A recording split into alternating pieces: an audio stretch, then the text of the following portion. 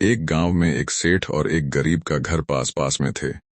सेठ को कभी भी इस बात का कोई मलाल नहीं होता था कि एक गरीब उसका पड़ोसी है। उसकी गरीबी दूर करने के लिए उसे कुछ करना चाहिए। गरीब की बेटी, जिसका नाम देवयानी था, वह सयानी हो चुकी थी। एक रोज गरीब ने सेठ से कुछ धन उधार मांगा ताकि सयानी हुई बेटी के हाथ पीले किए जा सके, परंतु सेठ ने उसे इनकार कर दिया। उसी रात सेठ के घर में एक चोर घुस आया। अभी तक सेठ और सेठानी सोए नहीं थे, तो चोर वहीं दुबक कर बैठ गया। सेठ सेठानी आपस में बातें कर रहे थे। सेठानी ने कहा, देखते ही देखते देवयानी विवाह योग्य हो गई है। सेठ बोला, हाँ, लड़कियां घोड़े की तरह बढ़ती है, पता ही नहीं चलता कब सियानी हो जाती है। अब देवयानी के पिता को उसके हाथ पीले कर देने चाहिए। पता नहीं उसके माता पिता क्यों नहीं यह बात सोच रहे। सेठानी ने कहा, वह सोच तो रहे हैं, लेकिन उनके पास धन की कमी है। आज देवयानी के पिता ने मुझसे कुछ धन उधार मांगा था। सेठ ने सेठानी से बताया। तो क्या आपने उनको धन दिया? सेठानी ने पूछा। नहीं, मैंने उसे देने से इनकार कर दिया, यह सोचकर कि वह गरीब आदमी है, लौट आएगा कैसे। लेकिन मुझे लगता है देवयानी के पिता को कुछ धन दे देना चाहिए था। लड़की का कन्यादान ही समझ लेता, इससे कुछ पुण्य मिल जाता, पर मैं अब उसे नहीं दे सकता। जिसे मैं धन के लिए एक बार मना कर देता हूं, उसे दोबारा धन नहीं देता। कहते हुए सेठ ने आह भरी। कुछ देर बाद सेठ सेठानी बातें करते करते सो गए। चोर ने सेठ के घर से धन की पोटली चुरा ली और सेठ के घर से निकल आया। सेठ के घर से निकलकर उसे याद आया कि उसकी पत्नी ने कुछ बर्तन चुराकर लाने को बोला था। वह भूल गया था, पर अब दोबारा सेठ के घर में घुसना उसे सुरक्षित नहीं लगा। तो उसने सोचा, गरीब के घर से कुछ बर्तन चुरा ले जाता हूं। यह सोचकर वह गरीब के घर में बर्तन चुराने के उद्देश्य से घुस गया। गरीब के घर में भी सब जाग रहे थे। जिसकी सयानी बेटी घर में कनवारी बैठी रहे, उन माता पिता को नींद भी कैसे आए। चोर दुपक कर बैठ गया। वे पति पत्नी भी बात कर रहे थे, तो सेठ ने धन देने से इनकार ही कर दिया।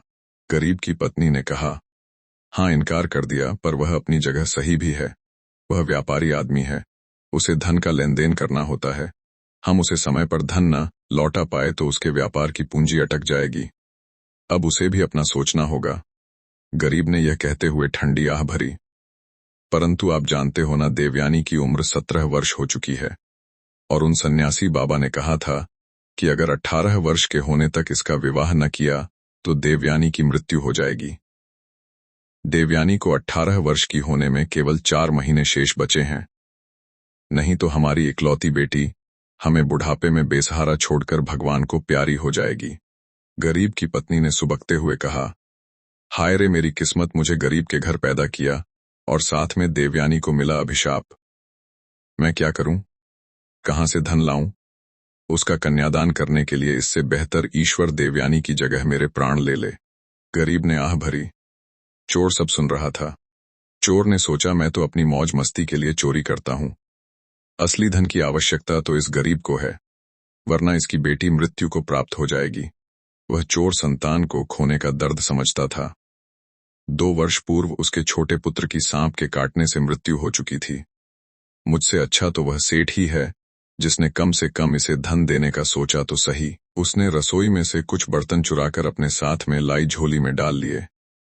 चूल्हे में से एक कोयला निकाला और आंगन में यह लिख दिया, सेठ की तरफ से देवयानी के विवाह के लिए दिया गया धन एक चोर।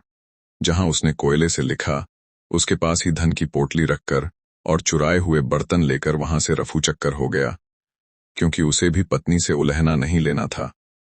सुबह दोनों घरों में हड़कंप था। सेठ के यहां धन चोरी से और गरीब के यहां धन मिलने से और बर्तन चोरी होने से। एक बार तो गरीब ने सोचा, क्यों ना धन छुपा लूं, देवयानी का विवाह कर दूंगा। फिर उसने सोचा कि लोग पूछेंगे तो क्या कहूंगा, धन कहां से आया, और लोग शक करेंगे सेठ के घर मैंने चोरी की है। मुझसे अच्छा तो वह चोर ही अच्छा निकला, जो मेरी वैधा सुनकर चुराया हुआ धन देवयानी के विवाह के लिए छोड़कर चला गया। जब एक चोर इतनी दयालुता दिखा सकता है, तो मैं क्या ईमानदारी नहीं निभा सकता। गरीब वह धन की पोटली लेकर सेठ के घर गया और सारा किस्सा कह सुनाया। सेठ को अपने साथ घर लाकर चोर की लिखी हुई बात भी पढ़वाई। सेठ ने सोचा एक चोर इतना अच्छा हो सकता है, चुराया हुआ धन इस गरीब की बेटी के विवाह के लिए छोड़ जाता है और कहता है कि सेठ की तरफ से है, तो क्या मैं इस गरीब की बेटी के लिए कुछ धन नहीं दे सकता। उसने गरीब को उस पोटली में से आधा धन दे दिया और कहा, यह लो, यह धन देवयानी के विवाह के लिए है और इसे लौटाने की भी जरूरत नहीं है।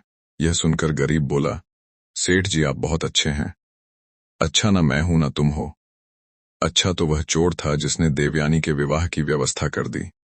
मेरे पास धन होते हुए भी मैं तुम्हें न दे सका और वह चुराया हुआ धन भी दे गया। काश ऐसे अच्छे चोर और भी हो। सेठ जी ने यह कहते हुए गरीब को गले लगा लिया। तो दोस्तों, कहानी पसंद आई हो तो वीडियो को एक लाइक और शेयर अवश्य करें और चैनल पर पहली बार आए हो तो चैनल को सब्सक्राइब करें। धन्यवाद।